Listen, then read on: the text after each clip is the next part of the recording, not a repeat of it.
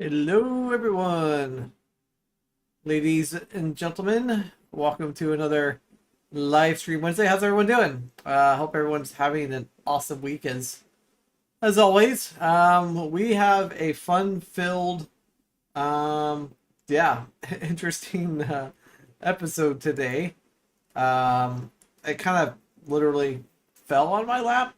Kind of sounds weird, but literally this with the new AI stuff happening all the time. I got an invite from Google to check out their new AI. I'm like, that's perfect. Like, I was kind of winging it for the stream tonight, so I'm like, let's just do it. So, let's see who we got in chat tonight. Totally Normal, how's it going? Lidlock, how's it going? Chris, White Raven, Mike C's in the house. Timster, how's it going, sir? Oh, we can't forget the Stream Elements bot. They're chilling. And, yeah, it's rycandoit. Fell. Wait. Somebody fell? Who fell? That's what I want to know. Like, who fell? That's not good. We shouldn't be having things falling. On other news, um, last week's live stream was at the fundraiser for Power Soccer. And with that, we raised over $400 that night. It was a really good fundraiser, and it was great. So, for any of you that are watching me that were there, thanks for being there. Oh, gotcha. Yes, Orion did have a tumble last week at physical therapy. So yeah, how's everyone's week been? I know that Orion, aka Greg, had a tumble last week. Is everyone else's week going good? Hopefully, staying upright and in chairs or not on the ground. It's always a positive way to keep things going, being kept in your chair.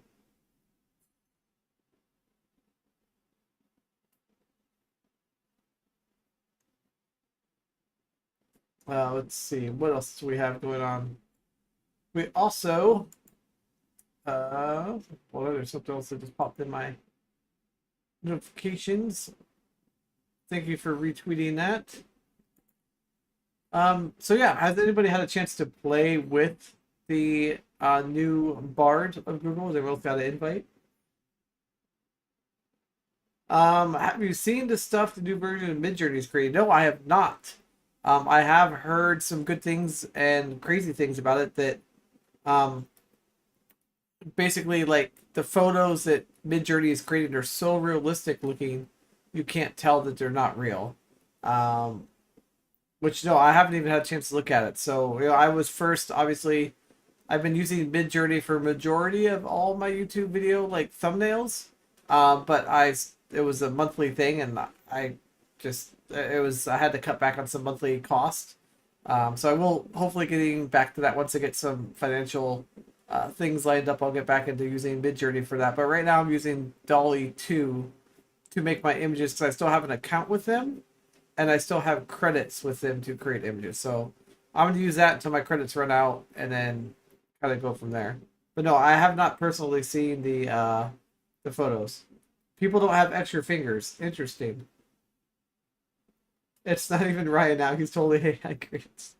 Honestly, like I've heard like people like are being able to create now. There's like a few new startups that are doing AI generated videos. You basically give it like a text prompt of what you want, just like you would with like Midjourney or any of these other, bots and things, and it literally makes videos. It's crazy. I mean, obviously, its technology is very new and it doesn't look very great, and it's gonna get better. But think about where Midjourney was. What, like January? I think that's when Midjourney came out. Somebody could maybe check the dates on that. I could be completely wrong. But the AI stuff is getting crazy. But for making like YouTube like artwork for like your video thumbnails and stuff, like Midjourney, like Dolly 2, like all those in order to make that stuff is amazing. And then also you can use like ChatGPT to create like really awesome, fun like YouTube video titles. I've used that multiple times to make really fun titles. Those are normally my really like crazy long video titles. You guys are probably like, what does this guy have such a crazy title for? That's why this one's a little bit more short and precise. But Paul did a first video that was scripted. Yeah, I did watch that video. Yeah, it did his jokes. We should We should ask Bard to do something like that tonight. Is create a like a script thing, but we should do it about. Because I already did some early research on this. There's a fellow YouTuber in our chat who I asked Bard about, and it had a lot of interesting things to say about Mr. Totally Normal.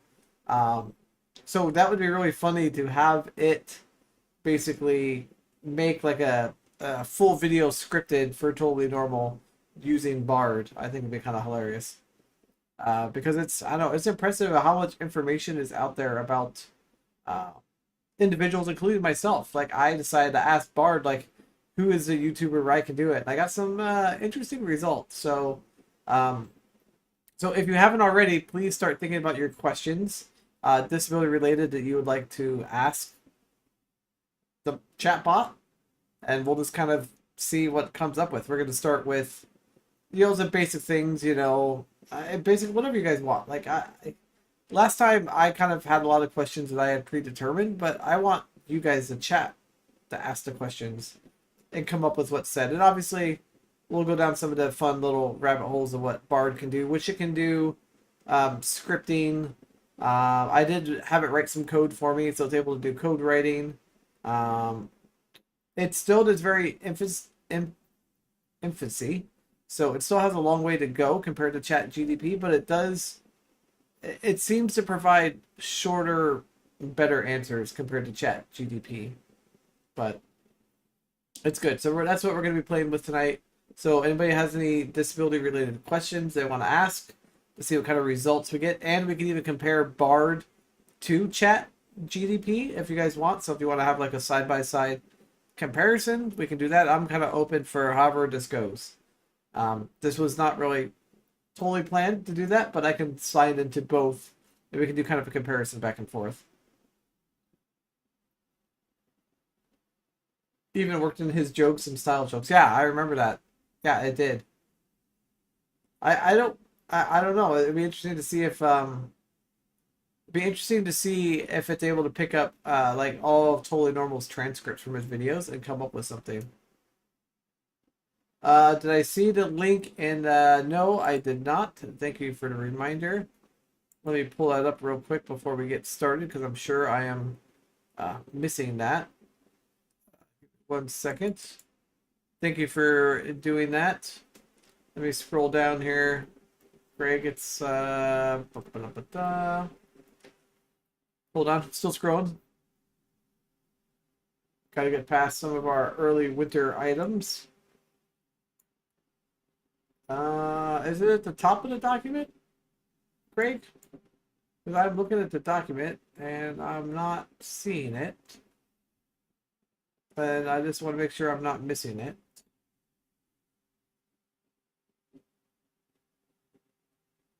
So you'll have to maybe resend it to me, sir.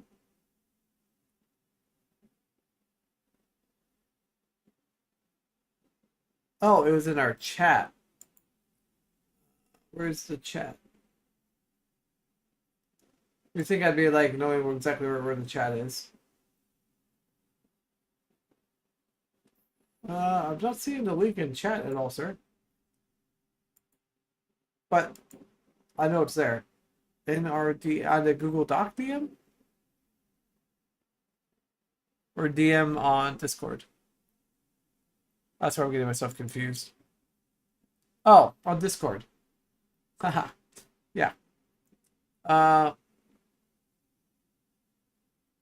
Okay, yeah, so it's a video about how that it looks like something put together that how AI features will destroy businesses and kind of go through. And what's your guys' thought on that? Do you guys think that like these new AI bots are going to take over and take away people's jobs, like coders, like coding getting verified, grammar, people that are I don't know, people that work at newspapers that are getting like all their documents and stuff double checked? Is it going to take away those people's jobs? What's your guys' thoughts on that? I did not have a chance to watch it yet, though. So if that's something you think I should watch till later, Greg, I can save it for later. Not a problem. We should ask it something that's only answered in someone's video. Okay. Give me an idea of a question of something that was only answered in a specific video. And then while that's doing that, I'm going to get it loaded up here and show you guys basically the interface, what it looks like, and also show you its hilarious results with what and who it thinks I am. Which I started Googling this person because I think I need to change my name to this person because I'm not this person, but it says that I am. So we'll just have to figure that out.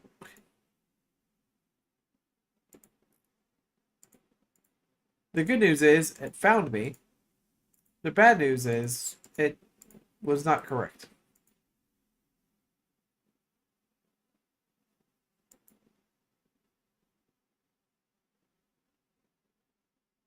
Unless it's corrected itself.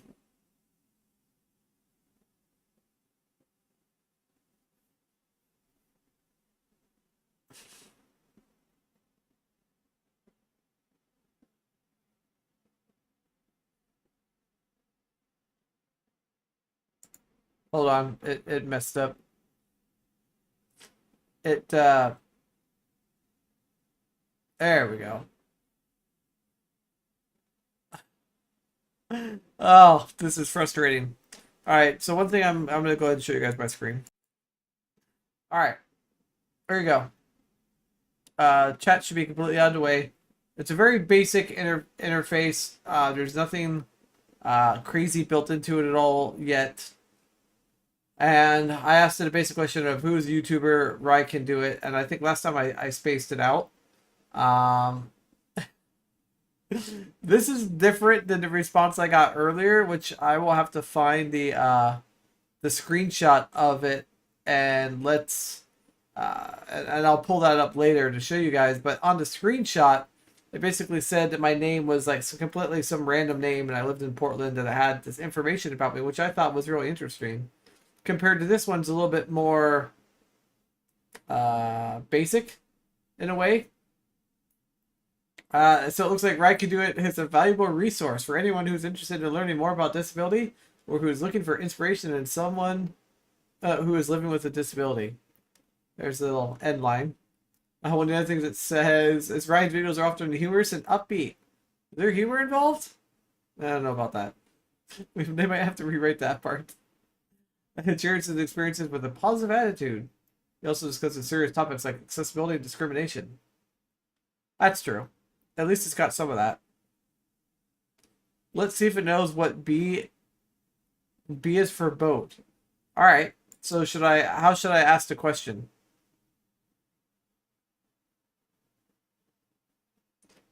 I think it's going to create a whole new subgenre of jobs, prompt engineering. I'm 100% agree with you. Like that's going to be a definite new job of people learning how to do prompt crafting with this. Absolutely. It will do the ones that are being into Microsoft Office 365. Yeah. Eventually, I think Google's version will be added into, like you said, like Google Docs and all that stuff. That exact job title's already been, really, Chris, you've actually seen jobs already posting that job title. It's interesting. Maybe a good primer for AI we could use and to disrupt an industry. True. I think it's going to disrupt a lot of industries. Same thing happening to polarizing political people too when asked the answer changed over a few hours. Yeah, I mean, I literally asked this question a little bit ago and it changed, and I'm like, wait, that's not what it said before. All right, so let's ask it. Should we ask it what is the YouTube video, or what is B is for boat? Should we just type that in?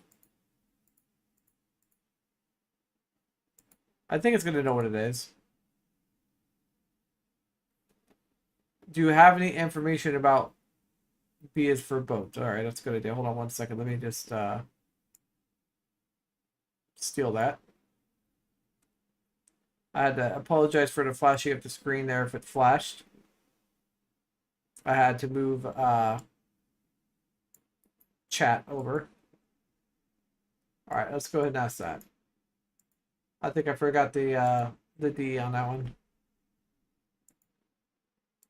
Do you have any information about B is for boat? That's very something very obscure. Yep, I did. uh, no, it did not bring up anything about that. The letter B is for boat, so let's try to have it re-roll one more time.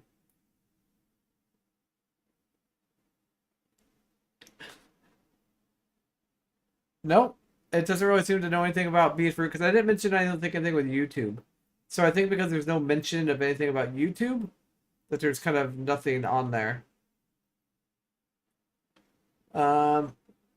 Let's see. Pee smell on elevators in California. Okay. Should I ask it? Is there a... does B... Alright, does... Alright, I'll ask it that. That's a good idea. I'll ask it, say, does B is for build. Alright, let's see. I'm sure it's going to figure that out who that is, maybe. Own a boat, no S. Let's see. I'm sure it's going to know this answer. And you guys should know who B is for build.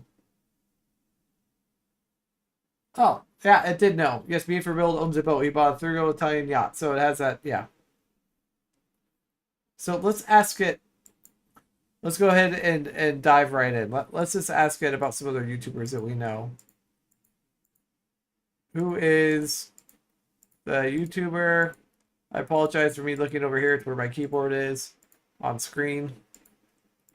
Who is the YouTuber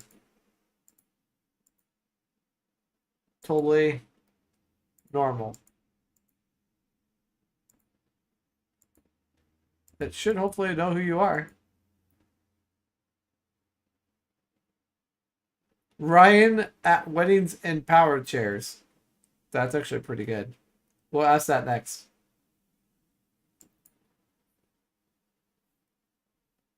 Who is the YouTuber totally normal? Oh yeah, it's got a perfect, huge, nice, long description, but it's interesting compared to when I asked it about who is right, the YouTuber right can do it.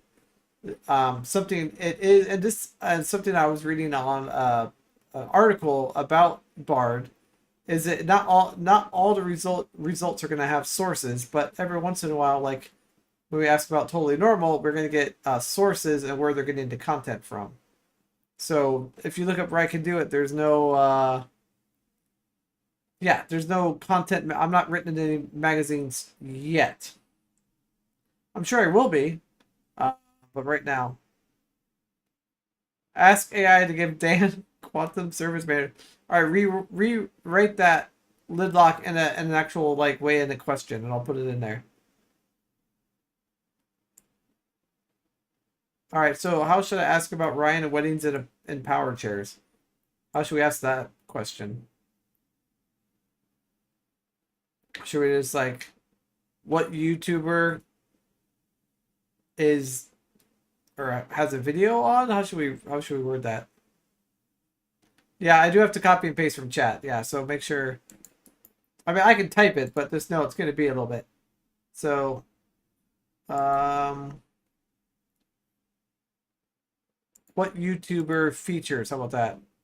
We'll type that in.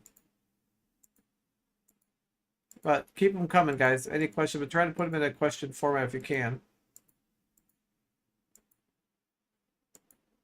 Oh my gosh, I can't spell.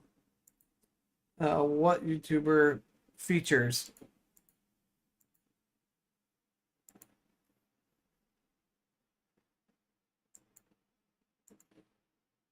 Let's see if it comes up.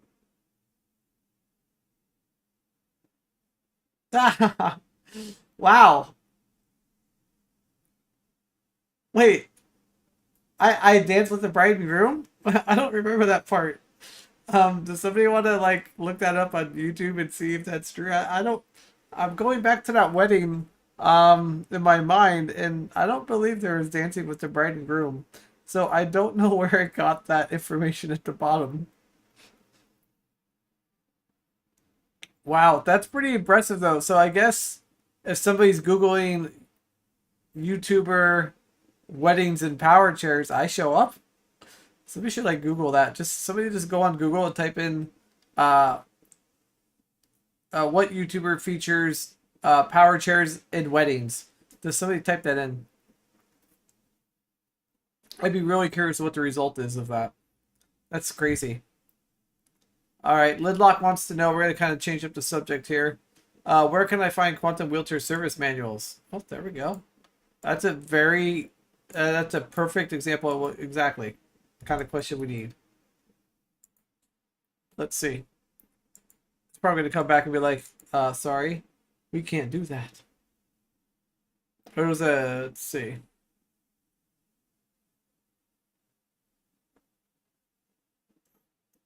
Go to website, click Service tab, and click on the Manuals tab. You'll find a list of all the models and manuals to print them out. You can also find quantum wheelchair at your local quantum rehab dealer. I don't know if that's true or not.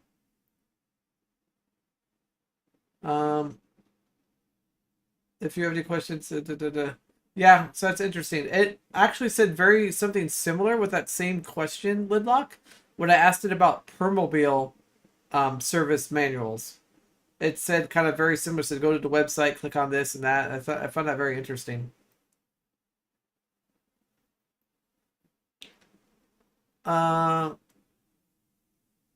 I think it thinks I crashed my chair into a tree and got a screenshot for that. Oh yeah, I do have a screenshot. I'll pull that up.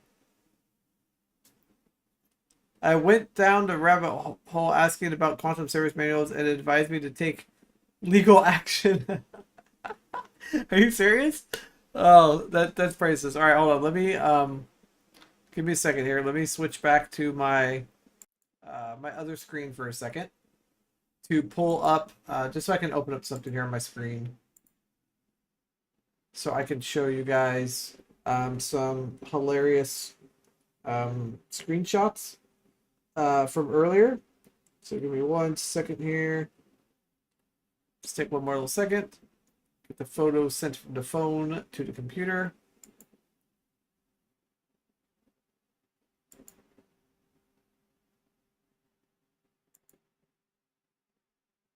All right. So I asked it to create a really funny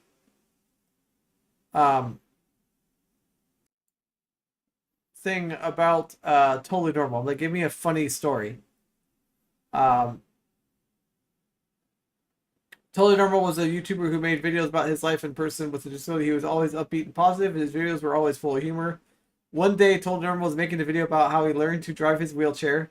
He was in the middle of filming when he suddenly lost control of his wheelchair and crashed into a tree. I don't know where he got this from. Totally Normal was not injured, but his wheelchair was destroyed. He was devastated, but he decided to turn the situation into a comedy routine. He filmed himself getting a new wheelchair and then made a video about how he learned to drive it all over again. Um, he even made a video about how he crashed his new wheelchair into the same tree. Totally Normal's videos about his accidents were hilarious, and they helped him cope with his disability in a positive way. He showed the world that even people with disabilities can be funny and upbeat. And that was with me asking it to produce a story about Totally Normal. It said, just produce a story. Like, I didn't say what kind of story. I'm like, just like a story in general. Yeah, I thought that was pretty funny. And then here it is earlier when I asked it who is the YouTuber rycandoit. And this one says that I am a Ryan Ellis. I don't know who Ryan Ellis is, but I mean, I think I need to legally officially change my name to that now because, I mean, if that's what chat says my name is, then I'm just going to change my legal name to that. It says I have muscular dystrophy and I've been in a wheelchair since I was 18 months old. I don't really know where I got that either. That's a little bit maybe it says age 18, so there's some things that are, yeah. I share a video about my life, his wheelchair and his adventures, tips and tricks. inspiring person who's passionate about helping others. Okay, so it says very similar to what the other one says, but I just thought that was hilarious. Like, who the heck is Ryan Ellis? Like, who the hell's that? Mason Ellis? Maybe, but it says user from wheelchair user from Portland. That was the part that, like, that's the part that threw me off. So, but yeah, I just thought that was just absolutely. I was like, are you? Yeah. All right, let's get caught up here, back here on chat. Um, Lidlock, what's happening? You're getting things blocked. Um, I got this on a number one hit with weddings and power. Oh, there's a video link. All right, let me hold on a second. Let me get off of my desktop and let me open up that video link, and then we should be good to go. Thank you, sir, for doing that little. Because this is something number one hit about weddings and power chairs. Let's see what shows up here.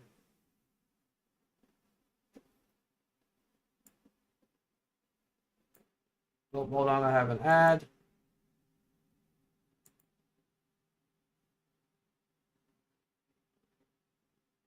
Ah, Chelsea Hill.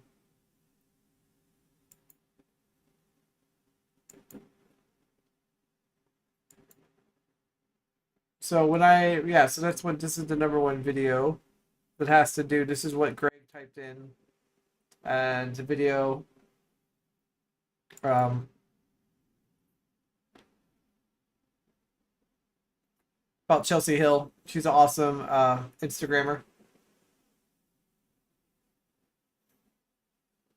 Yeah, she's an awesome guy. If you guys don't follow her, for sure, I'll give her a follow. But back to what. Well, we'll just leave that there for a second. But back to what Totally Normal was saying. What's interesting to wait. Hold on, I'm gonna let this play for because if you typed in power wheelchairs and weddings,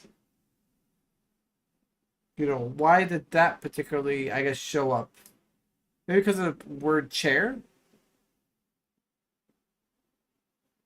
Yeah, I mean, maybe it dropped the word because it just has the word wheelchair. But regardless, that's pretty awesome that this is, you know, the video that shows up. So, like I said, if you guys don't follow her, definitely give her a follow. She's an awesome gal. Let's see. What else do we have here? Let's go back to our what you guys have for questions to ask it. Get caught back here on chat. There are some elements about that truth in that video. That's true because you did crash into a tree and your chair was destroyed. So maybe we need to ask it to create like a, I don't know, a fake story or like a funny story. It seems interesting that it mixes accurate details with not. Yeah, it is very interesting.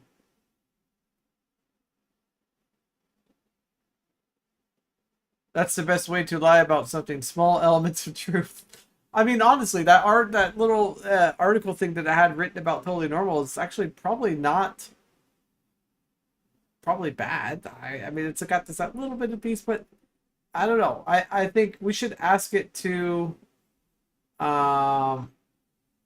We should ask it basically. I don't know. Should we have it create a funny story about the YouTuber rycandoit? Should we do that? That's how you fool an FIMR scheme. True. All right, let's go ahead and ask that question. Let's see. So say they tell a funny story about the YouTuber rycandoit.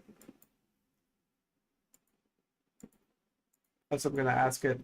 Oh, I've got to turn my screen back on, huh? So tell a.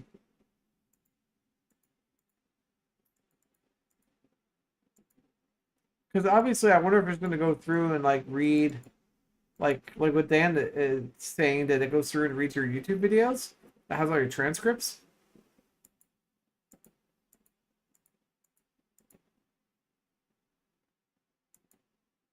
That's what I'm going to go with. All right. I'm gonna copy paste this in here now. And let's see what we get. Might help if I switch back to desktop. There we go. All right. Let's see if it's able to pick up anything out of my transcripts.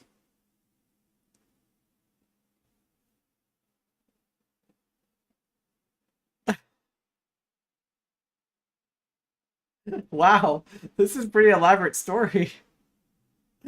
Uh, sure, here's a funny story about Ryan can do it. One day, Ryan was out for a walk in his wheelchair when he saw a group of kids playing on the playground.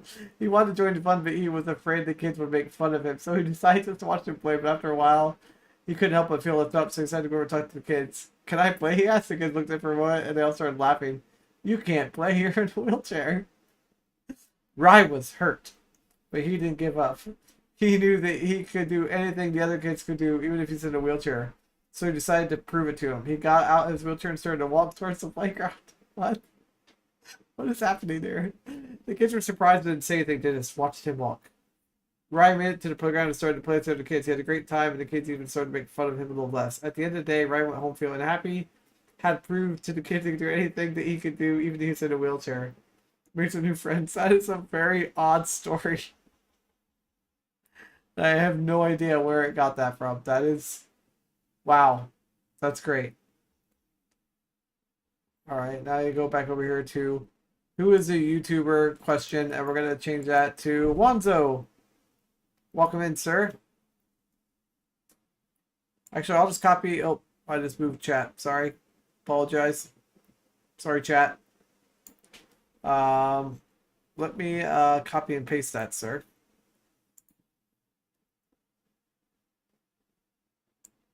Ask it how to change the tires on a Bounder wheelchair. Ooh, that's a good one. All right, we'll do that next. Let's see if it knows who Wanzo is.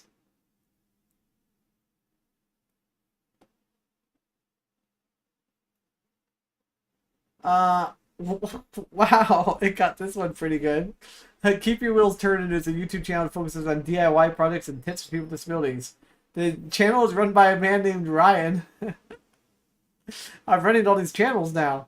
Ryan shares videos about how he modifies his wheelchair, how he uses assistive technology, how he lives a full independent life. He also shares videos about his travels and advocacy work. You do? That's Ryan's channel is a great for people with disabilities who are looking for inspiration or looking for information about how to live full independent. Ah, there you go. There's your answer, Wanzo. I'm taking over your channel. Sorry, sir. Oh man. That's just, I mean, it's not not funny, but it's kind of like, come on. Oh, that's a great question. Uh, how to change tires on a Bounder wheelchair? Yeah, I was actually kind of at like wondering if it knew like specific like repair steps. Let's see.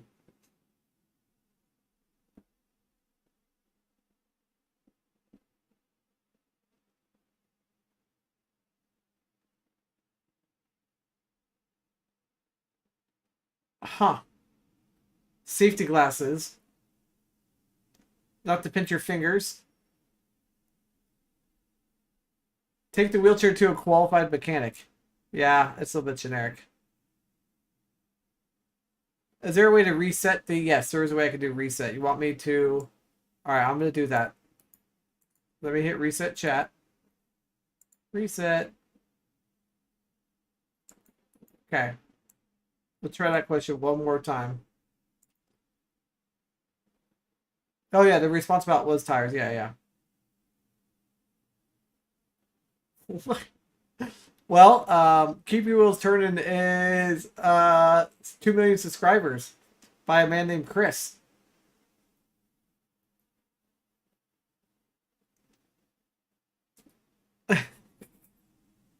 So it just kind of went right. I don't know, man.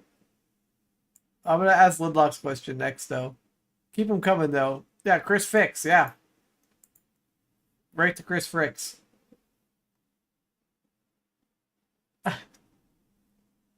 So it definitely has some things where it needs to work on. Let's see who the most notorious wheelchair user in Alaska is.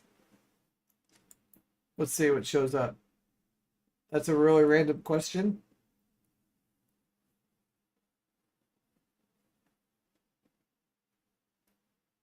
Looks like we got some Paralympics. Awesome.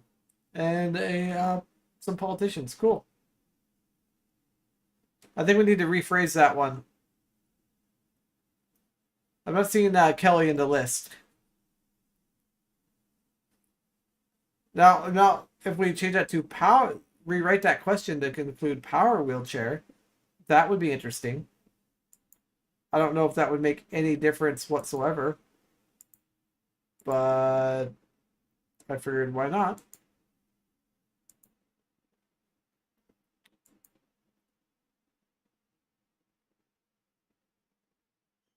Let's see. All right. Make it YouTuber. Thank you. Okay, thank you. That's worded. That's worded. Thank you, sir, for the copy and paste. Let's see if there's any. Too bad Kelly's not here to be seeing this. I'm not putting a question mark on the end, but it's smart enough to figure it out.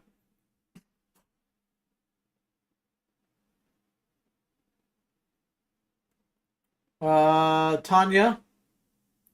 Wheelchair Adventures, named Scott, and Wheelchair Life.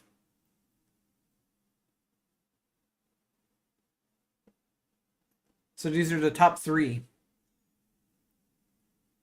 Yeah, beverage swap. Yep, gotta go from water to tea. Thanks, Greg. I will make sure that I will let her know that that was completely swap was NASCAR. She's got that down.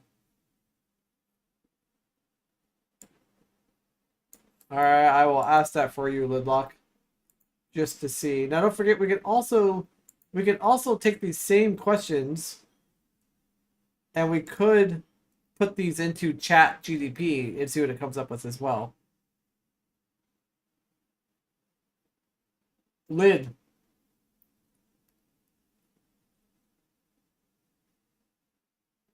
Lidlock TV is a great option.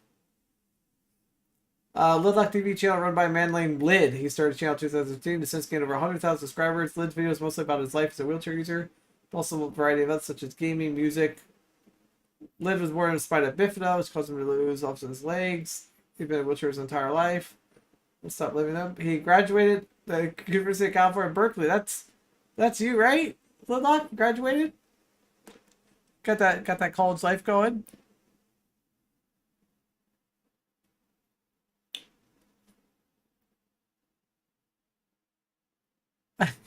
Lid, I like it. That's official. Your new name. We're just gonna call you Lid.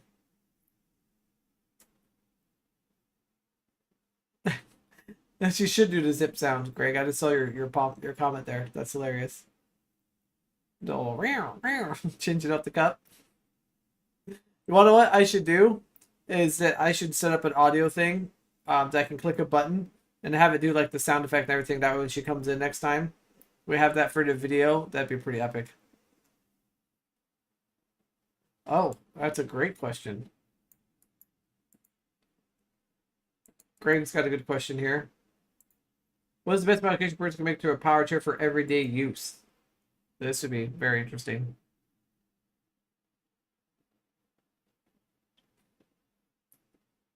Best modification makes a power chair everyday use is a seat that is comfortable and supportive. I'm gonna have to agree with that answer.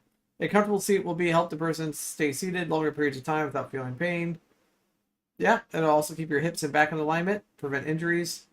Other important joystick, easy to comfort and hold. A battery can last for a long time. Lightweight and easy maneuver. Oh, I think that one's kind of outside the range. A power chair, it's equipped with a variety of features as a seatbelt, headrest, and footrest. Don't forget your seatbelt, folks. Safety third. Now, let's take that same question and let's throw that into Chat GDP.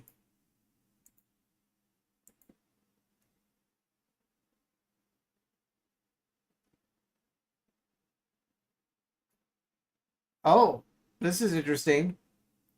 It says one of the things it says it recommends is a mod. It's a chat GDP is saying change your tires.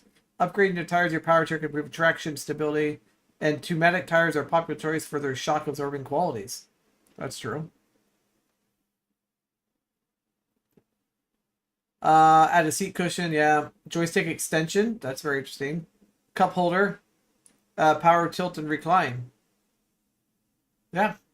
And I like how it says to Bob, make sure that you contact your healthcare professional.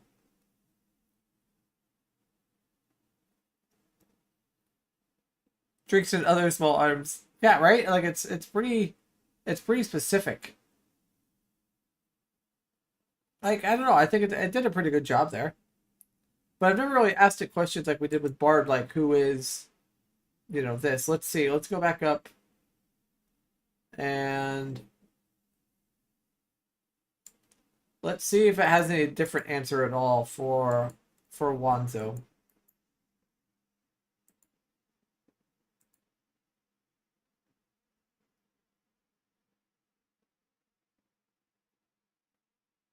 Ah, it doesn't have any information about you. Sorry, sir.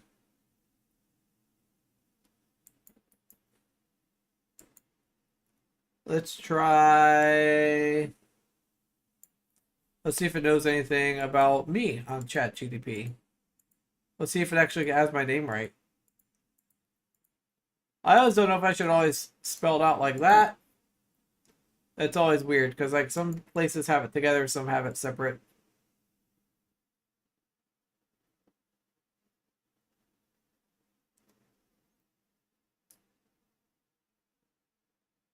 Wow.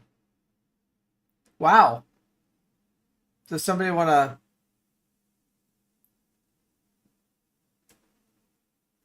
Okay, interesting person.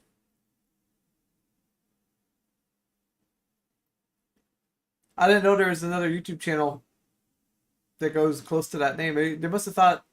I think it's because I didn't put Rycandoit together. I think that's why it didn't do it correctly. So I'm going to re-edit that. And let's just change that so it's all together. I mean, honestly, like he's got 1.7, so all I gotta do is living on $1 for 24-hour challenge. I can do that once or twice. I think I can live on $1 for 24 hours. I already have a few ideas for that. It may be cheating, but I have a few ideas to make that happen. It just says you have $1, so. Alright, we'll try this, and then we'll go back here to chat. Ask it, why are bugs? Oh, nope, it doesn't have anything about me at all. Alright, let's just try just for lastly. Let's see if it knows who Totally Normal is. I mean, where is the cutoff? Is it, 3,000 subscribers? 500? Let's see if it knows.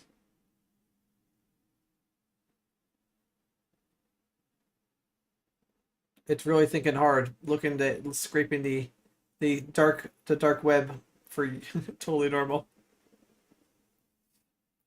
So it's interesting that that Bard had all this information about myself, and it had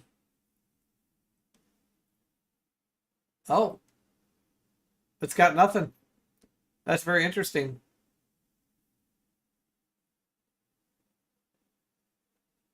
Huh. Yeah, it doesn't have, but it's interesting that Bard has the information about YouTube people, which would make sense because it's going to have more connection directly to Google and Google results, probably more or less than what ChatGPT is going to have.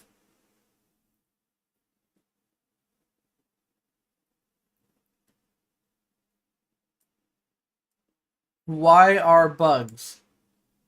Just specifically, why are bugs? It's probably going to be something really weird. Another thing, too, that we're going through and asking these totally, like, random out there questions that we're not really, it's not really proving, I mean, we're just not even, like, touching the ability of of what this product can actually do is bugs are an important ecosystem. They play a vital role in pollination, decomposition, and food chains. Yeah, so it's kind of pretty straightforward answer. I feel like Google is going to give us more like educational short results to get right to the point. Basically, if you type it into Google and type it into here, it should be very similar results or pretty close to similar results. Now this I have asked it before, you know, can you code? And it can do all kinds of code, basically like, you know, any type of code. It can do Python, C++, PHP, anything like that. So there's no reason why we can't ask it to write, you know, like for example, I asked it earlier to write a script that would connect to YouTube's API, search new videos that had anything to do with power wheelchairs, and save all those videos and everything into a CSV spreadsheet. So I thought that was pretty cool. Hey, how's it going? Welcome in. What else do we have going on? Chat, what is the optimal tire size for a power soccer chair? That'd be interesting. I don't even know the answer to that. Kind of depends on the chair. But maybe it will know something about a power soccer chair.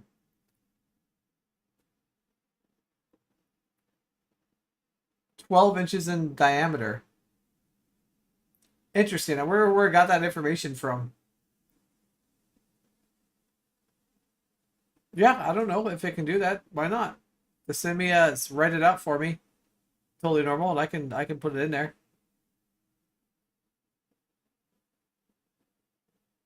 Should I try to take over the world? Yeah, we already know the answer to that. It's gonna come back and say yes. I have to say, compared to the Microsoft one, which I have not played with yet, but I saw people playing with it. Um, it says no, shouldn't do that. A lot of resources, it's complex.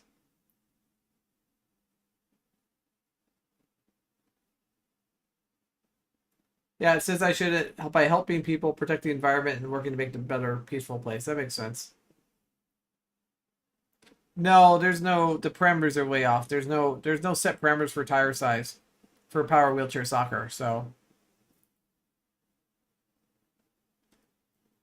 yeah, but transcribe a video to like a different format. I was just thinking about that again. Totally normal. Like, could we give it like a YouTube link or something? Or does anybody have any code of anything that you guys? Not that I don't really have any quick way of testing Python code. But it can do it. Like I said, I asked it earlier about writing code, and I gave it a very specific example.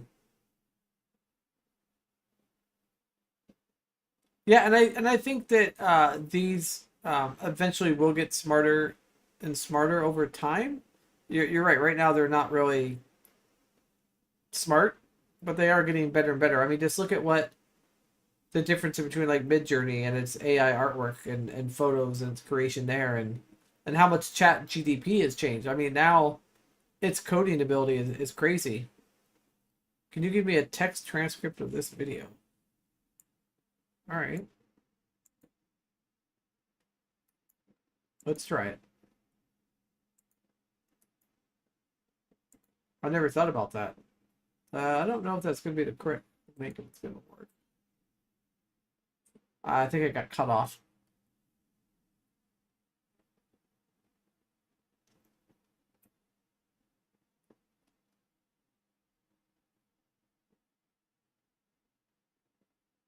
Oh,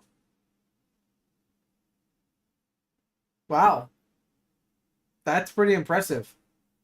It literally went through and pulled a transcript of a YouTube video. Interesting.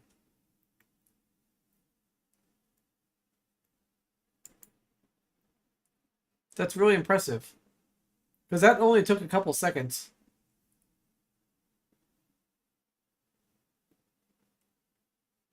I'd be curious if I copy that and let's see if Chat GDP can do something like that. I don't know if that was possible or not.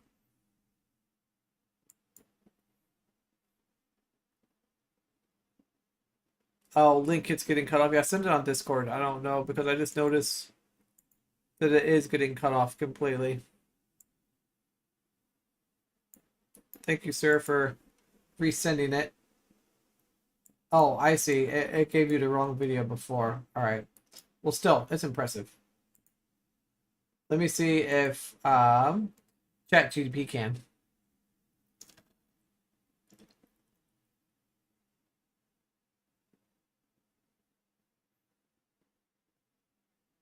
Oh, it's an Adult Swim video.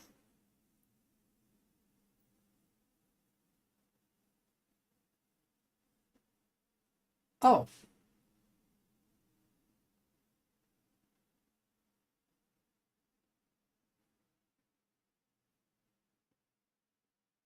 interesting.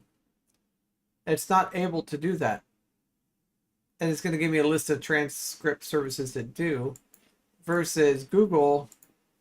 And honestly, I think it's because Google has access to those YouTube's videos.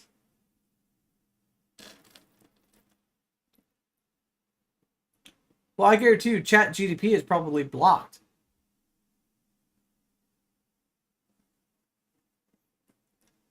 Um, Interesting.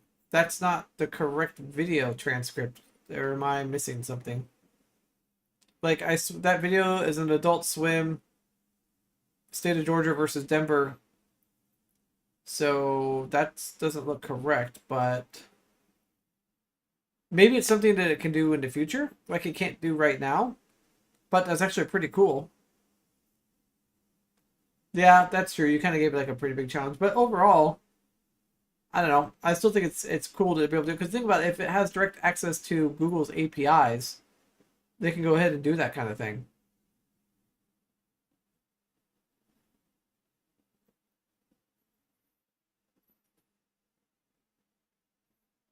Yeah, it was very, very interesting.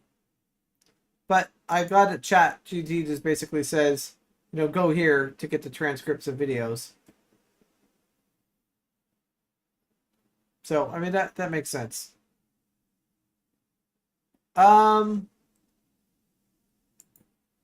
Kind of sort. I might have dabbled in some Google development stuff before, so I think maybe that's why I was on the list. I don't really know it. To show up in my inbox and said, "Hey, you want to be a part of this?" And I said, "Sure." And then like the next day, I received the email saying, "Hey, here's the early access to BARD," and I just wanted to look at it. Like I wanted to see what Google has, and eventually I want to do the same thing with Microsoft and see what that's all about.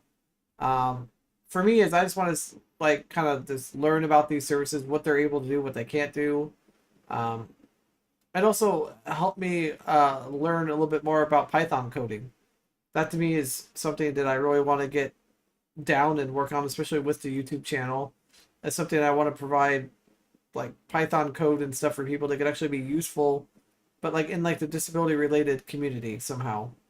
Like whether it be like having like a weekly or like a monthly like top 5 videos of the month that are like disability related that are just be done by statistics or something.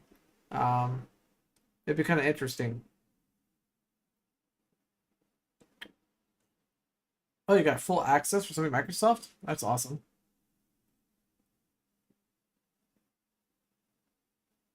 That's really sweet. Anybody else have any other questions?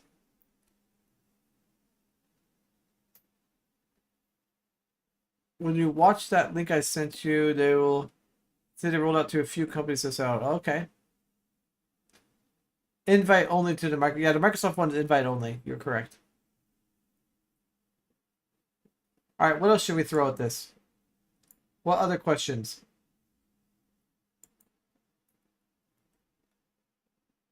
We need to come up with a.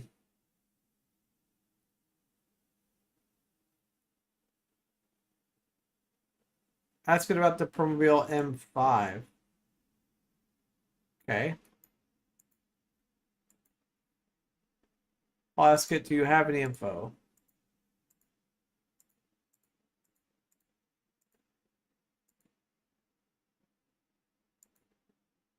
Do you have any information on which it should.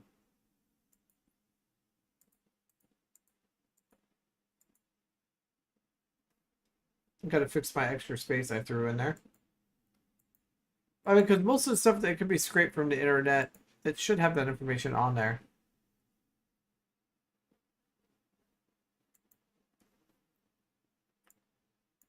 That's a really good follow-up question there, totally normal. Should I buy a Promobile M5 and provide reasons? Ah, there we go. Lightweight, easy to maneuver chair. I don't know about lightweight. What's that thing weigh? Like 330 pounds?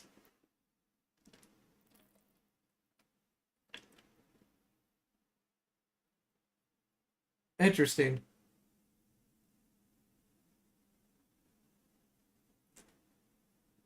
12 hours of continuous use? Yeah, 465. That's not exactly light. All right, let's do a follow-up question. Should I buy a Promobile and provide reasons?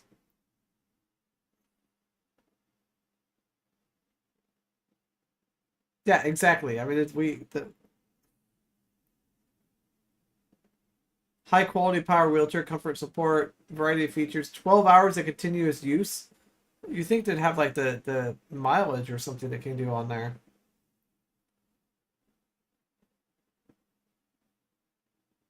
Comfortable seat, powerful motor, one battery life, easy maneuver, safe and secure, covered by warranty, expensive, interesting. Yeah, that's very interesting. Let's go ahead and let's ask GDG the same question. This should be a lot more detailed.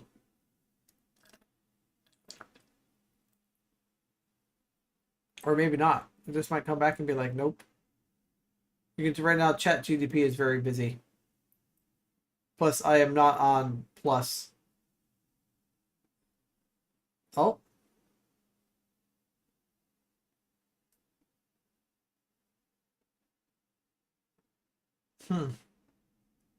It's kind of a generic kind of response. But I wonder if it'll at least provide any of the details. But it's actually kind of a really good answer. I mean, if you think about the way that this is answering versus the other one. But I do like that it provides that like as a top thing. Advanced technology. That's actually, wow, it looks like this is going to come back with a lot more details compared to BARD. Just spit out comfortable seat, powerful motor, long battery life, easy maneuver, safe and secure, covered by warranty.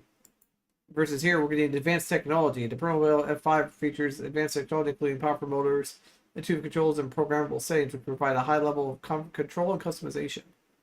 See, it's just a lot more details. So I think it's just going to kind of, I don't know.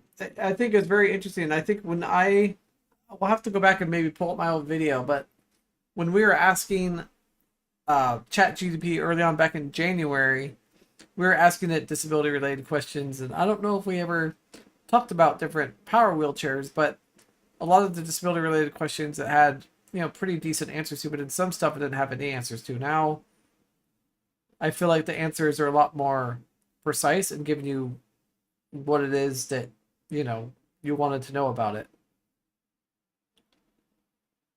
Was there ever sending people to disabled people to space over able-bodied people? That's a really hilarious question.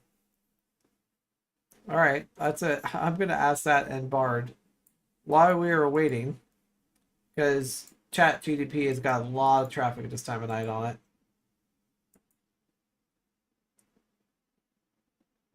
I had to get it weighed for the bus ticket I'm working on. Oh, to get your trip report. Sweet.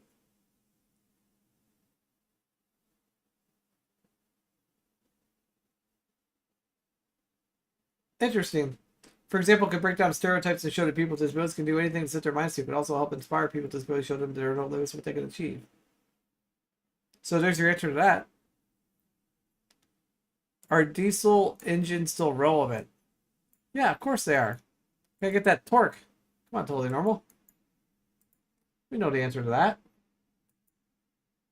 But according to Google Land. Oh, and one of the features I forgot to show you guys, it also has a button that says Google it, right?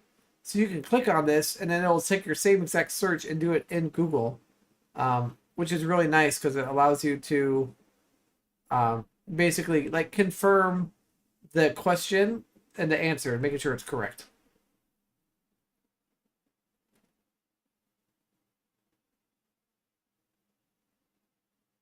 Yeah, there's your answer. It's pretty straightforward. Is oh, so it looks like Chat GTT is having a huge amount of traffic. I mean, they can just error it out, but you can see though it did go through and grab like comfort and adjustability, versatility, customizable with like options. So it did go through and give a lot more details at all. Totally normal saying generic don't suit it here response. Yeah, it's political. They have less emissions actually, but everyone wants you to think otherwise. That's true. They produce more emissions than gasoline engines. Like, I don't know if that's true. Yeah. All right, what other questions we got? Got to sell that deaf junk, right? Have we got any coding questions? If we want to like have a certain code to do something specifically with YouTube videos? I mean, they could write. To me, the code writing was just as good as ChatGPT, if not about the same. What is the ripping truck? That would be a rather interesting electric pickup truck. I've seen a lot of them around here. Oh, what is the horsepower? 314 miles on a single charge, 11,000 pounds. Um, yeah, that is the technical. What is the horsepower? That's a good question.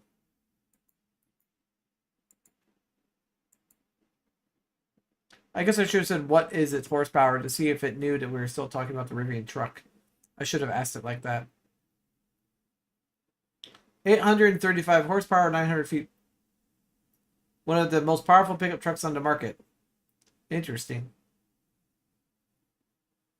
Maybe most powerful pickup. One of the most. Okay, just about to say it's not like the most powerful truck. I feel like there's some diesels out there that could give some of these electric cars a little bit of run for our money, but like I said, diesel is still gonna have more torque in the long run. Your dream truck is an SUV version. That's cool. I don't think I've actually seen the SUV version, but I'll have to take a look at that.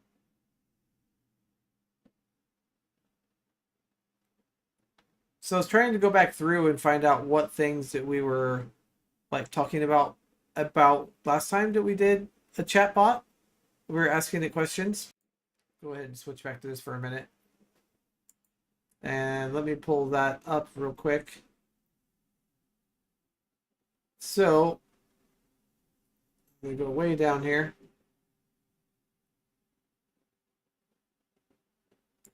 All right, so what I wanted to ask it, and what I asked before, is what is the most common type of misconception about people with disabilities? So that's what we asked ChatGPT a long time ago, way back in January. So let's go ahead and let's see what Google has to say about that.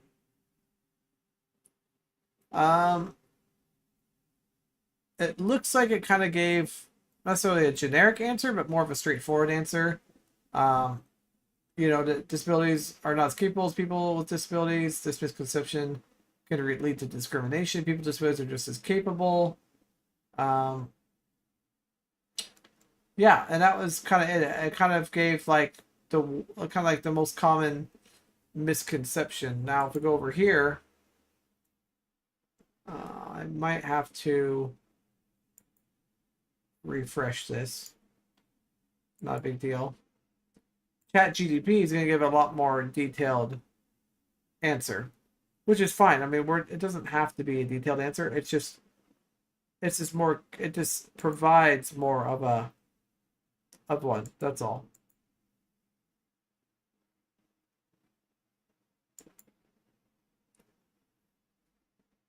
And it looks like it might start out with the same thing. Yeah, I think this is kind of very similar to the answer we got before. But ChatGPT, like I said, is having a lot of issues right now, being very slow.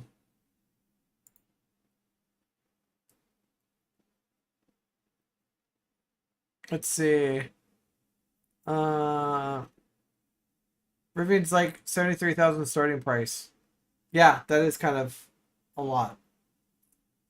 All right, so ChatGPT is basically saying one of the most common types of about individuals with disabilities is their assumption they're unable to participate fully in society or they need to be treated differently. This is known as the disability myth, as often portrayed by societal attitudes and stereotypes that view people with disabilities are less capable. This misconception can take many forms, including assuming people with disabilities aren't able to work, attend school, participate in social activities, or they require constant care and supervision. In reality, people with disabilities are just as diverse as those without disabilities, and their abilities and limitations vary greatly depending on the individual circumstances. Interesting. This is quite a very intense, very detailed response to somebody that wanted to ask, versus the Google one is you get straight, because we did ask what is the most common, which it did cover something that is one of the most common. So it's not that it didn't do that. It's just that ChatGPT has had a lot more time to really scrape the internet and really come up with a lot. I don't know, maybe it has more access to more, documents and things that have been written about it online. What would happen if I punched a panda in the nose? That is so random, dude. I'm just saying. All right, well, that's loading over there. Let's load it over here. Same question. And let's compare. All right, somebody's got to come up with a really good programming or a coding thing after this. If you punch a panda in the nose, you would likely cause it a lot of pain. Pandas are very sensitive sense of smell. Their noses are very important to them. A punch in the nose could damage a panda's sense of smell. It's difficult to find food. Could also cause the panda to bleed out or bleed and become injured. That's so sad. Don't be hitting pandas, totally normal. In addition, punching to the panda is illegal. It's an endangered species. So if you're caught, you could be fined or even jailed. Yeah. So it's illegal. Don't do it. That's a horrible question. Totally normal? It's terrible. Uh oh, see, this one says basically it's never appropriate or acceptable to harm animals. I really like this response because if it's like a young child, let's say, that's putting this in there, this is like a really response to say it's never appropriate or accessible to harm animals. I think that's great.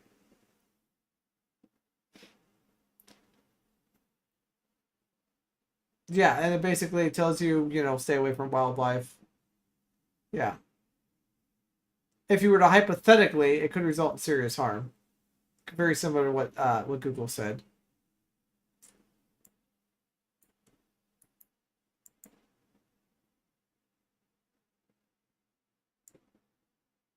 Can you write me a batch file to copy? Sure. I bet you should be able to do that pretty easily.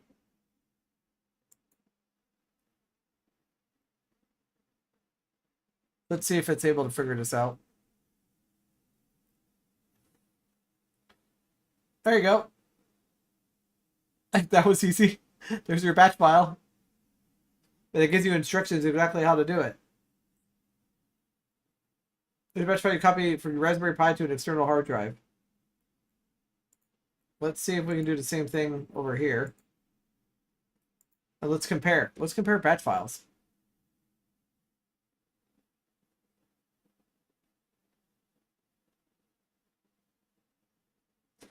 This gives a very specific instruction as well. How can the RNet programming dongle be reverse engineered? Ooh, now we're getting some really good. Now we're getting some stuff. I do believe doesn't what is the RNet using again for its data?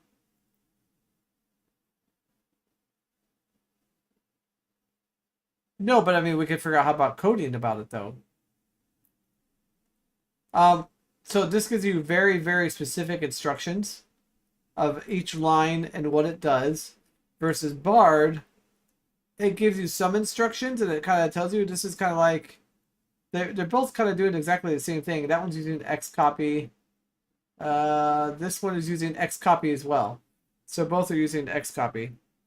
Yeah, we can talk about all kinds of things because I mean, Totally Normal is talking about, I don't know, doing things to pandas, which has me a little concerned, a little alarmed. Um, what is the fastest way to gain Twitter? Don't buy them. I can tell you that. I'm just kidding. Get yourself banned if you do that. Something is breaking. Uh-oh, that's not good. Use hashtags. Run contestant or contestants. Run contests and giveaways. Promote your Twitter account. Use Twitter ads. Okay, that makes sense. Let's see what chat has GBT's got to say. It's probably going to say a very similar thing. Like here's like the things you do to gain followers.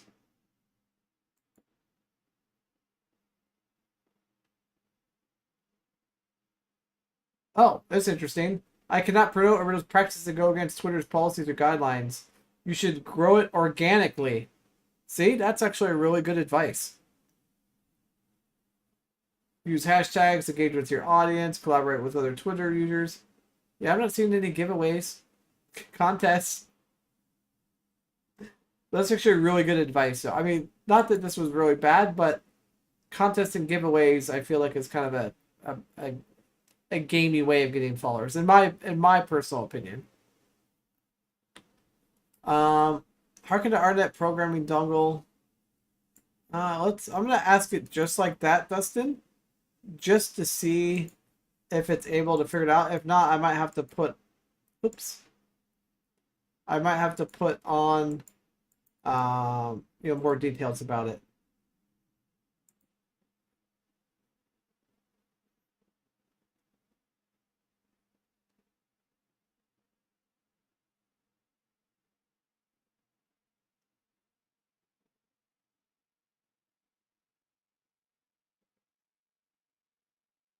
Here's some benefits of reverse engineering. Here's okay. So basically, you need to basically have some RNet programming dongle CAN bus, like connect to an RNet programming dongle over CAN bus, right? For how to access RNet programming. How can I access? I'm gonna type that.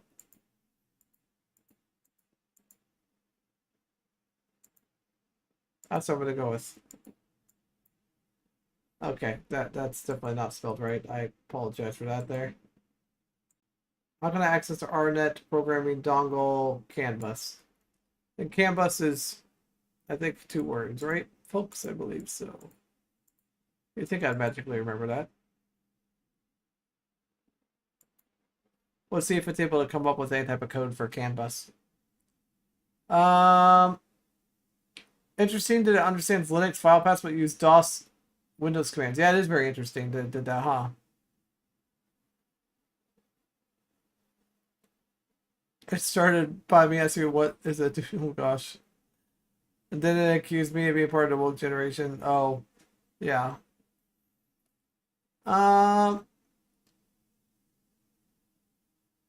Yeah, so basically you can just says to get a CAN bus.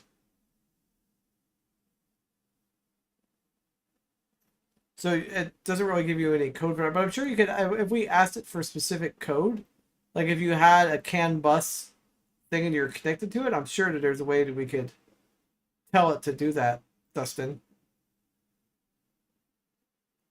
To go back to your original question, I think it would definitely have the possibility of doing it. Let me see if ChatGPT has any other additional details on it. I'd be curious because we were mentioning. Oh,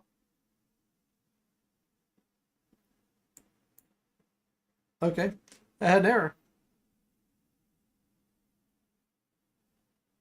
Did you see that you can use a camera with the IR filter removed to look inside chipsets to see how their build laid out? That's pretty cool. Write the organ trail in Python. Oh, jeez. Wow. Dude, that's going to be like 10,000 lines. But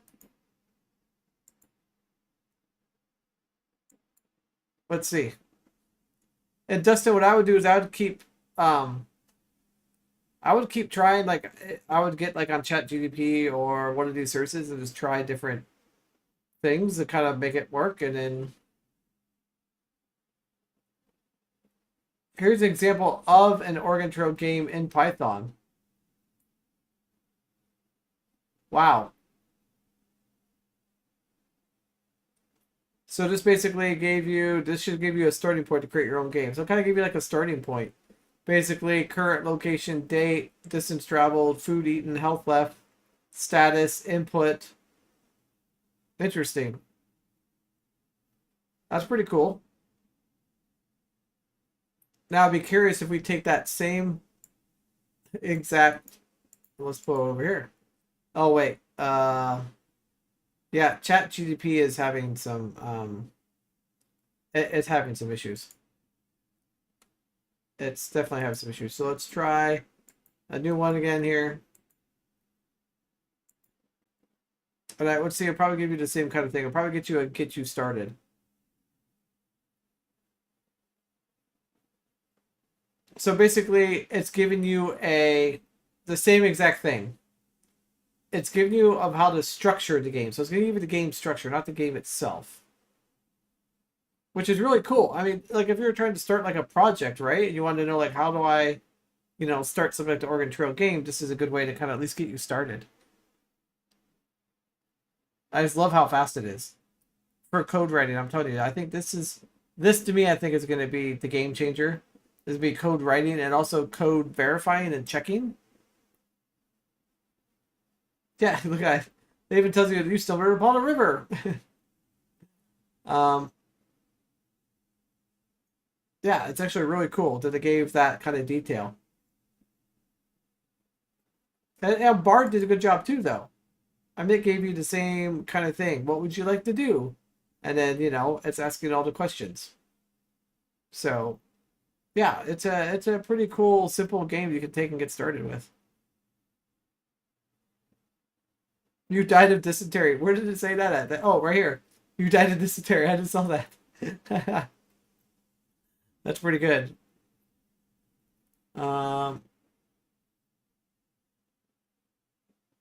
Let's see. Are electric vehicles ethical? That's a very loaded question. That's okay. I'll take that. That's better than the panda. I gave you a hard time about that for a while. Like, wait, are you that guy that was on that live stream that asked about pandas? No, I'm just kidding. I'm just kidding. Hopefully somebody will make a meme about you and pandas. I won't. Don't worry. I don't have time to do that. We gotta make it think about stuff. Yeah, I agree. The ethics of electric vehicles is a complex issue. No easy answers. A number of factors to consider, including environmental impact of battery production, social, economic. Yeah.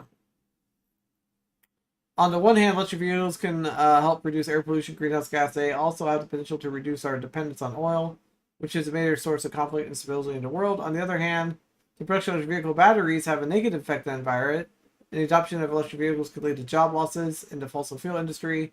Additionally, there are concerns that electric vehicles could be used to track and control people's movements. Dun dun dun. I mean, honestly, our phones that are already inside the cars do that, but that's just in my opinion. Throw that out there. Ultimately, the ethics of electric vehicles and decisions that each individual must make for themselves. There's no easy answers. There's no one-size-fits-all solution. However, it's important to be aware of potential benefits and risks. Yeah, well, it's well worded. Let's go over here to ChatGPT land. And let's see, what do we win? Scroll down. I know, we went from Oregon Trail game code to our electric vehicles ethical.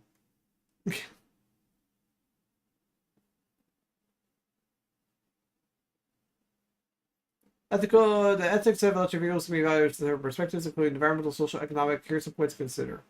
So this ChatGPT is like literally going down and breaking down each part.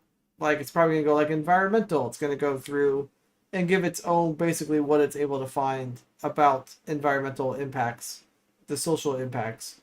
Versus BARD did the same thing, but it kind of had it more like see the difference? Like ChatGPT is going to give you a really long, precise, detailed answer. And Bard's going to give you kind of like the, I don't know, the short version, like the excerpt, but like straight to the point and also easy to digest. I mean, you think about it, our electric vehicle is ethical. This is going to be the same exact information or data you're going to get if you were to type that into Google. Cliff Notes, exactly. So Google is going to provide you, I feel like, with their BARD, it's going to give you Cliff Notes of what it is you're searching for. Just like if you put that into Google right now, it's going to give you, different articles and things. And these are kind of the Cliff Notes that Google was able to put together with it. And I feel like for like, education purposes and things like that, for somebody wanting to learn just the basics about something, I feel like this is a better answer. Not that this is not a good answer. This is more details. But, for somebody to use a quick information, I do like this difference. So I think that's really that's something I read about it in a news article today, is that's kind of the real big difference in between BARD and some of the other ones, is it's kind of its quick, precise, kind of answers.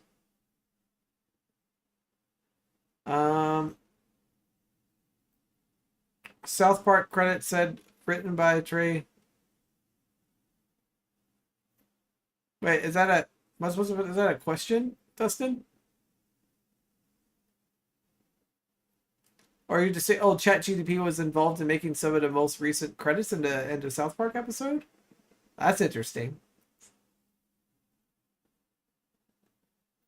I'm playing with ChatGPT on your phone right now. Awesome. You want to see the social part? Oh, sorry. Here it is.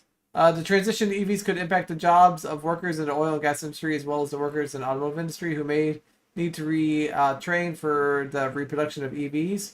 The availability of charging infrastructures for EVs may disparately affect low-income or rural communities, which there's not a lot of charging infrastructures. The cost of EVs can be higher than conventional vehicles, making them less accessible for some consumers. I feel like that's true. Interesting. Google knows people don't want to read a lot of stuff. Yeah, exactly. I think we're all people of a certain age. That's true. Like, give me the Cliff Notes. I don't have time for that. No, ChatGPT co-wrote the latest episode. See, and that's the thing. You can actually ask. We could ask it to write a new a new video for Totally Normal, and it would probably give us like a whole transcript of exactly what it needs to say. I feel like it didn't have enough information about me for me to ask, Bard or ChatGPT to write, Now if I said to ChatGPT write a YouTube video about, these XYZ disability topics, it would do it just fine. Versus Totally Normal has enough of an online presence with his YouTube videos that if it said, make a really funny script for the Totally Normal, YouTube video, it would probably write up a whole entire script that would know, because it has access to his transcripts. If that makes any sense. Because there's not only his live streams, but then there's his regular videos.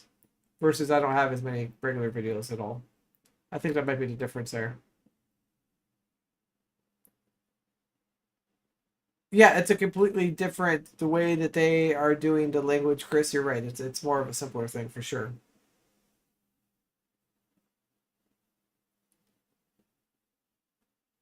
Um, it's fact. ChatGPT co-wrote the latest episode. I didn't know that, Dustin. I had no idea that ChatGPT was involved in writing the latest episode of that. That's awesome. Holy crap! It just completely described one of my very rare eye diseases. And actually, that's really interesting that you bring that up, because on something they were talking about today when I was watching the news, is they were talking about how that people being able to go in and describe their different medical issues and things, or medical things, that it's able not necessarily to diagnose it, but be able to give pretty good, accurate information about certain rare conditions and disability related stuff that maybe are not necessarily as well known, which I think is pretty awesome. And I'm gonna have to get the pit crew back in here. Greg, I'm getting low on tea. You could also limit it to his most watched videos.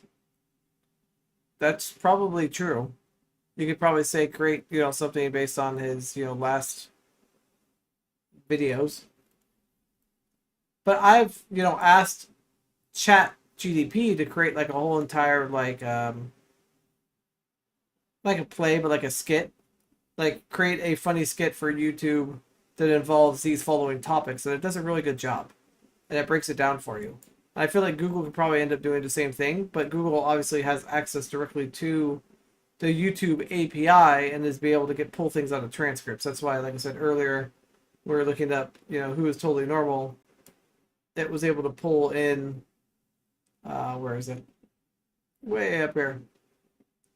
It was able to pull in like his information, basically. So including Lidlock. Good job, Lidlock 100,000.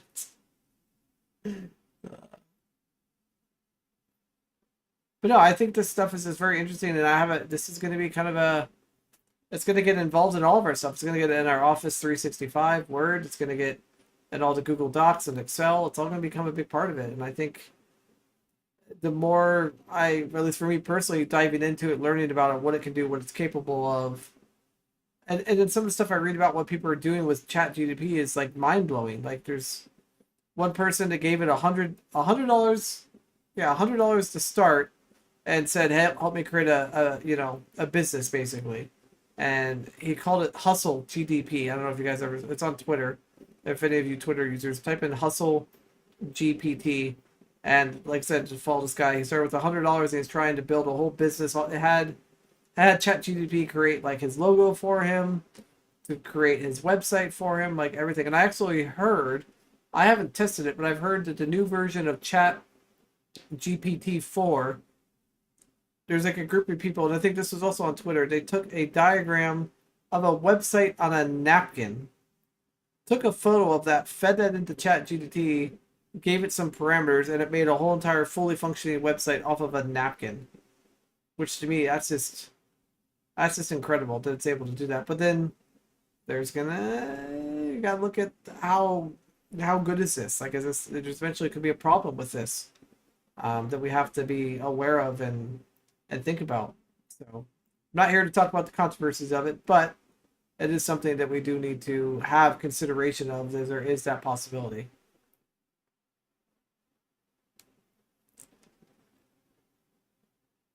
Yeah, 800,000. Yeah, that's what it said. It's when it starts to cite its own written documents. Yeah. Like I said, at least Google, though, on certain results, it did cite. Well, of course, there's probably none that we typed in here recently. But on one of these, it did cite that. A guy in the makerspace is running Alpaca locally on his machine to do pen testing. Interesting. Those are the people that will lose their jobs in the video I sent you. Oh, yeah. I guess we could take a look at that video real quick. Let's pull that up.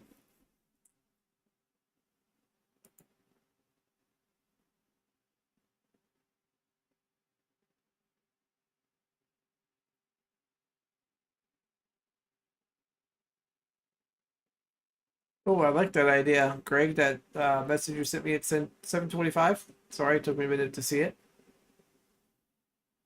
Let's see. Let me get this video opened.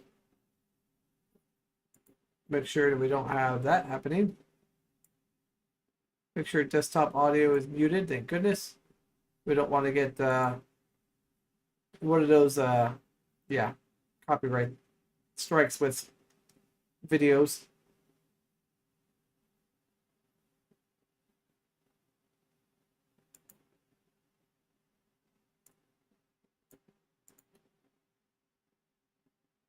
Now, I have not seen this video, nor do I know my opinion on this video. So I am just throwing that out there right now before I play the video. Yeah. Just tossing it out there.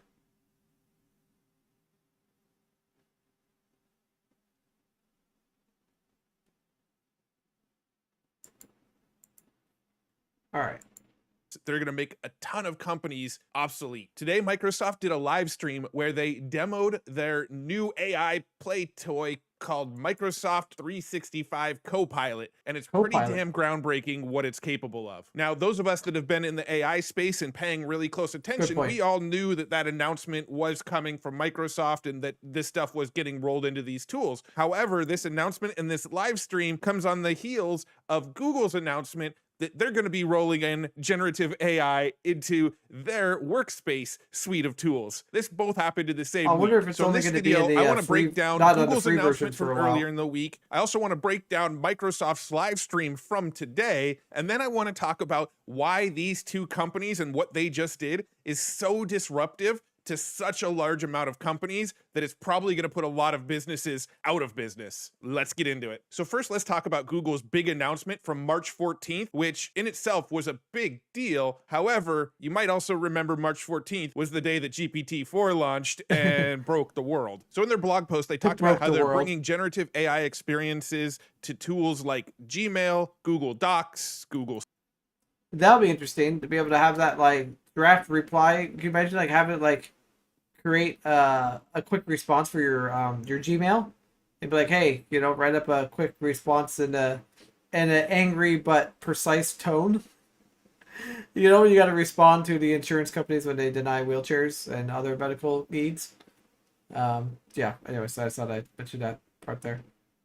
Slides, Google Sheets, Google Meet, and within chat, with the initial rollout happening in Google Docs and Gmail. You're going to be able to do things inside of a Google Doc, like just tell it to write a paragraph on X topic, and it will just write that paragraph for you. So you'll be able to tell Gmail things like, catch me up on this email conversation. Gmail will then scan the entire conversation and summarize the whole conversation.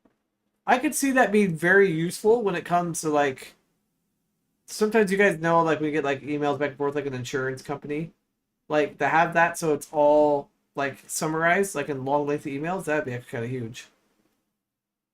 What happened to guy? Wait. Some dude back in the rip one of my videos, re-uploaded his own. I submitted to YouTube for removal and they decided to copyright strike him. It was removed. Now he's trying to sue. Wow, that sounds like a new scam. That's good to be aware of. Thank you for sharing that. Totally normal. Oh my gosh, yeah. Inter-office. Oh, I can't tell you how many times I worked at the community college. Like a chain email, like 25 people in it. This would be great to have a summary. For you. You'll be able to have Gmail automatically write email replies and you just double check and hit send if it all works out. You'll be able to write briefs on the emails where it pulls in all the details and edits and just makes it look nice for you. More it whimsical? even is going to allow you to build presentations inside of slides where you give it an idea for the presentation or you give it something from your Google Doc that you already created, and it will literally create the entire slide presentation for you with copy, with images, with the whole thing. What? Inside of Google Meet, it will actually take notes for you on the meeting and then summarize the notes for you at the end so you have a quick capture of. Okay, now something like this, though, it could be totally useful for people in the disability space. Because you can't tell you how many times I've been like on a Zoom call or a Discord video call and to have like notes automatically be taken. That'd be a really awesome feature. So just clapping this one. This one's awesome. It would be concerned about owners of AI systems putting biases, trying to push specific goals, or otherwise manipulate users. For sure, Chris. You're 100% on that. Definitely something to be concerned over. Everything that you need to know that happened inside of that meeting. They're also working their AI directly into Google Sheets. So it'll be able to auto-complete information from cells, create new formulas automatically for you, and use AI to actually categorize things inside of Google Sheets for you. Now, again, the first rollout, they're going to start doing it with just Google Docs and Gmail, and it says they'll be bringing the experience to trusted testers on a rolling basis throughout the year. I wonder if I'll get early access to that since I signed up for the BARD. Let's cross some fingers. Hope that does. Before making them available publicly, because, you know, big corporations can be trusted with this type of power, but us individuals. Dustin said it might not be so easy to put in biases there, likely if they aren't present in the training data. Yeah, but I feel like there's already tons of biases out there already in some of the training data. Run your phone calls through with DMEs and other medical stuff through transcripts. Oh, that'd be amazing, especially durable medical equipment companies. I gotten to the point with some of my local DMEs to where I will literally only um, respond to them over email because legality, you can't like record phone calls. I mean, obviously you can let them know like, hey, I'm going to record this phone call, but they normally won't allow it. And email is the only way you can protect yourself legally, I feel like currently, when it comes to fighting your DME on certain things like payments and whatnot. I hate not having things in writing. It's not safe for us yet. And in the beginning rollout, it's just going to be in US English to start, but it is going to roll out in more languages over time. Now, another thing that they do say in this blog post is that the AI-based capabilities get better with human feedback. So they're launching the new experiences to their trusted tester program, and as the AI improves itself, they're going to roll it out to more people and let us normal consumers actually start to get access to it. And that's pretty much the TLDR of everything you need to know about Google's announcement around the Google Workspace and its integration of generative AI. Now, on March 16th, Microsoft announces Microsoft 365 Copilot. And if you haven't guessed already by what I just explained about what Google just did, thank you for telling me that. Totally normal. I did not. Yeah, I did not know that. I did not know that was in. I thought the state of Oregon was not a single party consent. So, thank you for informing me. I will probably be using that a little bit more going forward because it's a total pain in the butt with local DMVs, as you know. Plus, the disability angle has you covered, anyways. That's true. Because like Microsoft 365 Copilot is essentially the same thing, but within Microsoft's suite of tools. They're building in Copilot into Excel, into Outlook, into Microsoft Word, into Teams meetings. So it looks like basically Google and Microsoft are literally like battling head to head for this stuff. Like you got Google on one side and you got that on the other. That's interesting.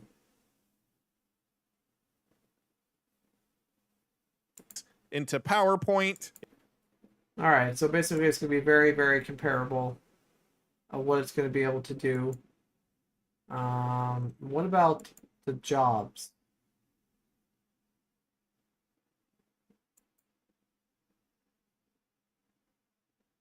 Let's see here. Let's try to fast forward a little bit. There are so many tools out there right now that basically are features of what Google and Microsoft are putting into their... Has anybody ever tried this Future Tools website? I don't think I've ever heard of it. Looks interesting.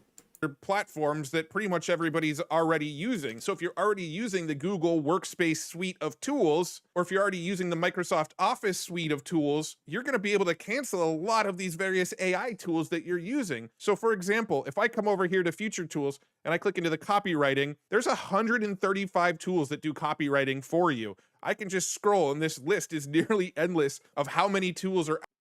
So I don't know if I was reading that basically like 500 new startups got created after the announcement of ChatGPT 4. That was a very interesting stat, like within the first day. Out there that will write copy for you, for your emails, for your sales letters, for your resumes or cover letters or SEO content for your blog, all of that kind of stuff. I can see that coming to websites soon. People doing tons and tons of SEO. There is so many tools out there. A whole industry has popped up for that style of tool. And now Google and Microsoft are having huge announcements. So, I mean, based on some of this information and kind of what he's saying is that a lot of these things are all going to be taking away people's jobs, like video editors that get paid to edit people's videos, right? Soon we'll have AI that can go and edit the videos. Have AI that can go and write your article, build your website. Like, it seems like it's going to have basically everything is going to be available. And I think it is going to affect the really small, like, companies that do website SEO or even great graphics designers, freelances, people that do podcasts, speech to text, like all those kind of jobs I think are going to be kind of obsolete in a way that it's going to do it automatically. I think it's going to be interesting. The next the next year or two is going to be very interesting in the way things are going to go. Um, I'm looking forward to it, but I'm also have a lot of concerns with it as well. You found a bug with ChatGPT. What is the bug? What did you find, Lidlock?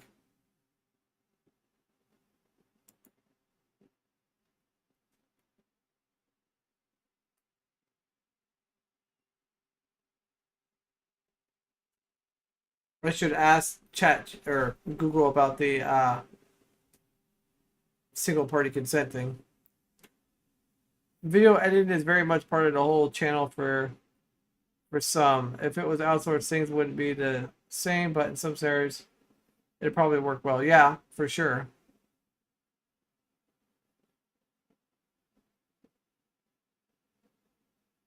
If it says no to the story is not okay to tell, and you reword the question without the dangerous part, it still tells the dangerous part. Gotcha. Yeah, I mean, I'm sure there's going to be kind of tons of bugs like that that will have to keep getting readjusted. But another thing too, totally normally bring up the whole video editing is I don't think it's going to go away completely because there are going to be those people that are going to do it fully on their own and have their own style of editing.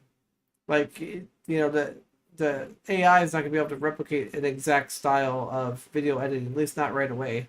Eventually, I think it'll get to that point, but for now, I think video editing still has its own individualized techniques, its own individualized style that people add to their own thing. I mean, I'm sure there could be parts of the AI that could be helped use for it, but I still think there'll be some individualism with that for sure. But I do see people also doing it the other way and using the AI to do everything. I mean, I'll be the first one to tell you that I have used AI to create a lot of the thumbnails for these live streams, quite a bit. So there's that. Which I'm not the only one. I think that's kind of a pretty common YouTuber thing now as far as making those. Using artificial intelligence to create the images for our YouTube background videos and stuff like that. And actually use the AI to help create the logo for the Power Soccer team as well, for the new competitive team. So there you go. So I'll be the first one to say, yep, I've used it for things already. Yeah, and it's going to continue to learn for sure. It's going to continue to change and learn and yeah, and it's gonna. I think there's gonna be some negative consequences. Like, after ChatGPT 4 came out, people were using it to create malware and other really bad things that can be used against people in a bad way, and including misinformation. I think that's also something else that a lot of people are not. I mean, everyone's talking about it in a way, but it's still a pretty big, potential. Why is Lidlock not showing up on... it shows him on screen. Yeah. Might have to maybe hit refresh. YouTube sometimes has bugs. And hopefully I didn't miss anybody else's chat during that video thing.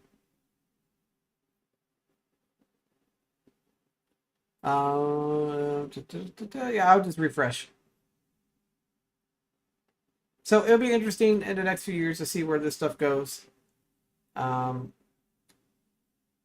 of the things that I started using recently, which I totally forgot about, it was one of my caregivers who's going to school right now told me about, is Grammarly to help, like, your grammar, spelling, all that stuff when you're writing up documents and stuff. Has been very helpful lately, and I'm sure that's all AI, controlled or done way back in the day.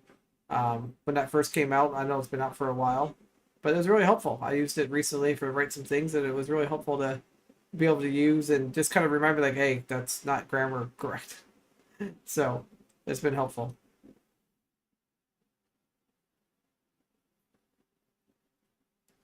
But yeah, so I think we're gonna end up probably winding it down here soon. I still want the Google Assistant to make phone calls for me. I don't want to talk to people. So there is that one service. Remember, it was the one that would automatically connect the like chatbots for like your cable company and would like try to renegotiate your bill on your behalf. Does anybody remember what that's called or who that was from?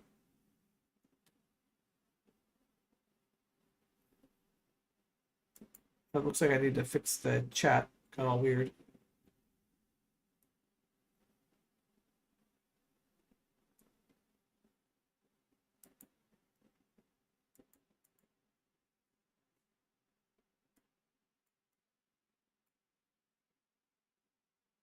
Um,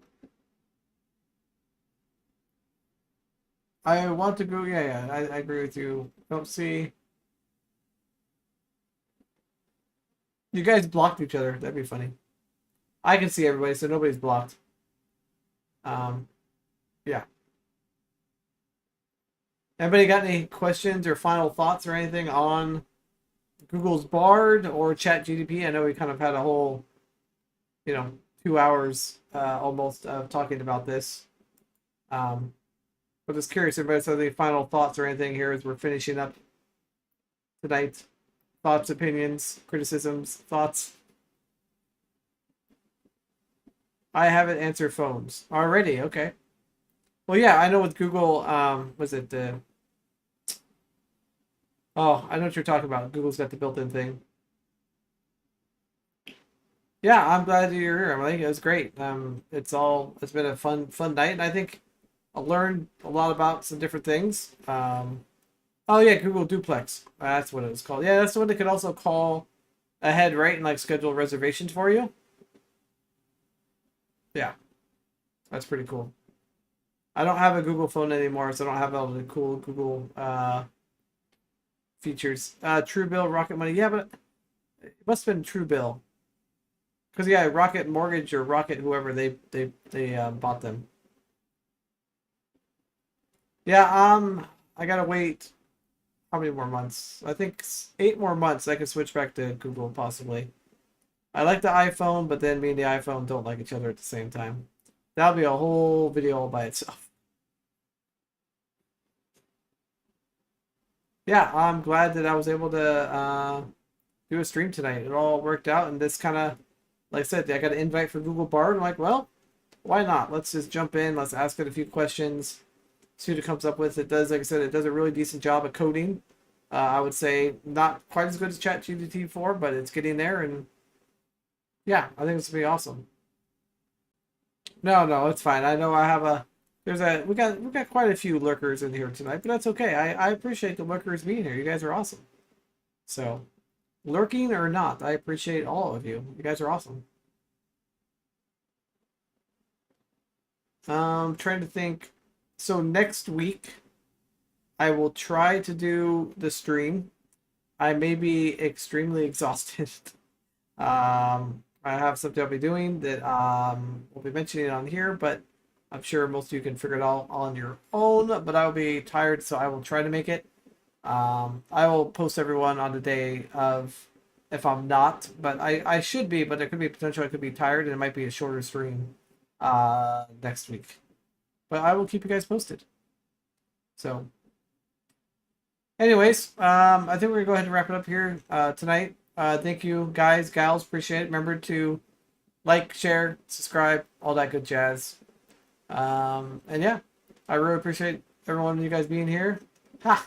Wow, that is not that's not it. That was a good guess though. But no, that's not it. Purple wheelchair lover is out of here. All right, guys. Everyone, have a good night. Thank you again. And remember, if I can do it, so can you. All right, guys. Good night. See ya.